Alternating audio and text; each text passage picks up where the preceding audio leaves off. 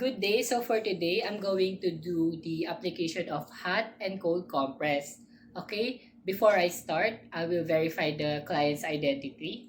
Okay, may I see your band, ma'am, or ID? Can you state your name? What is your name? Load on Amanda. How old are you, Chloe? 10. Okay, thank you so much, ma'am.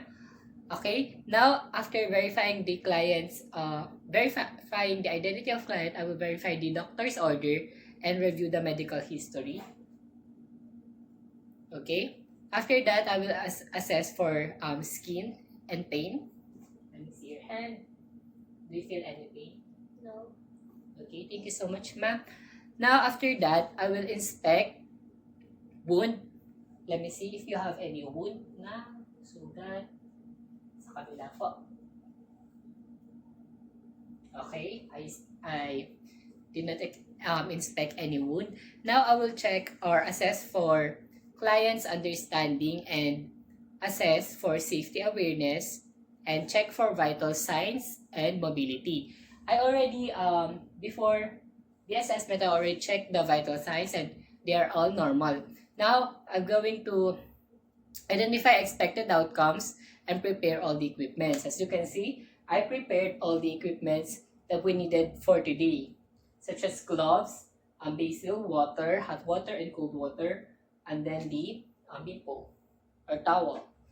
Now, I will explain the procedure and obtain the consent. So for today, ma'am, I will do the return demonstration of hot and cold compress, ma'am.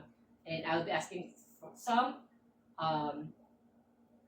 is it okay with you, ma'am, to do it? Good. So, okay, thank you so much. Now that I've received the consent from the client, our patient, I will now explain the expected sensation and precaution. So for today, ma'am, you will feel any coldness or hotness in your body and upon doing the procedure. Is that okay? Yes. Okay, thank you so much, ma'am. And now I will provide privacy to the client. I already closed all the curtains and the doors so that I can provide privacy to the clients. And now I will now position the client properly. Okay, ma'am, I will position you. Okay, wait. Is that comfortable enough, ma'am? Yes, it's. Okay, thank you, ma'am. Okay, now after providing the privacy to the clients, I will now perform hand hygiene and wear my gloves. I'm using alcohol for sanitation and free from any microorganism. Okay, now I will put on my gloves.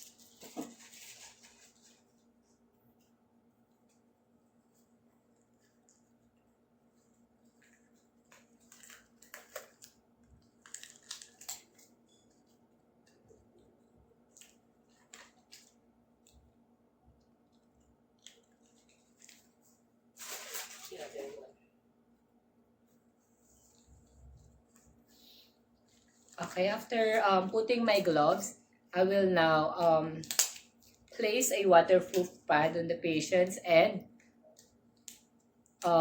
wet and ring the compress. And now I will apply cold compress to the patient. Okay, ma'am, let's begin the procedure. Can you extend your arms, please? Thank you so much. Now, okay, do you feel any pain, ma'am? No. Okay, thank you. Okay, you just wait a bit. Okay, remove. And then, after putting or applying the cold compress, I will remoisten and reapply if needed, if only if needed. After that, I will monitor the skin conditions. Okay, the skin condition looks good and there's no changes in the skin or redness or tenderness. And after that, I will now, if any reactions occur, I will immediately stop it. And then now, after that, we will now proceed to hot compress. I will put hot water in this basin.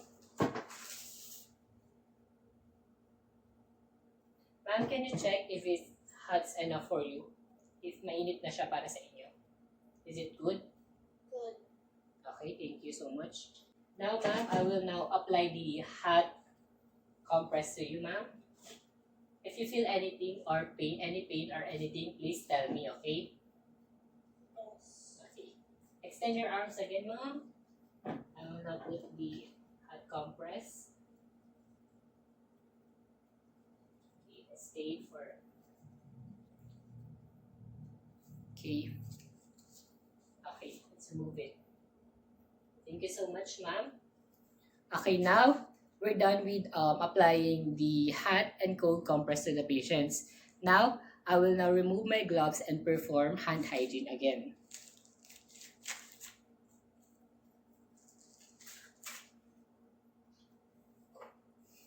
Alcohol. And now I will reposition the clients to make her comfortable. Okay, now, ma'am, I'll reposition you. Is that comfortable enough for you, ma'am? Yes. Okay, thank you so much. And after repositioning her, I will now clean and store all, and dispose all the equipments after the procedure, and then evaluate for treated area. And as I already asked for the comfort, and she says she's comfortable, right? Are you comfortable enough? Yes. Okay, thank you so much, ma'am. And I will now note the if there is any unexpected outcomes, and now I will document and report all the findings. So, ma'am, our procedure for today, ma'am, will be documented. If any abnormalities happen, I will recommend you to any two physicians. So, thank you for coming, ma'am, and have a nice day. Thank you.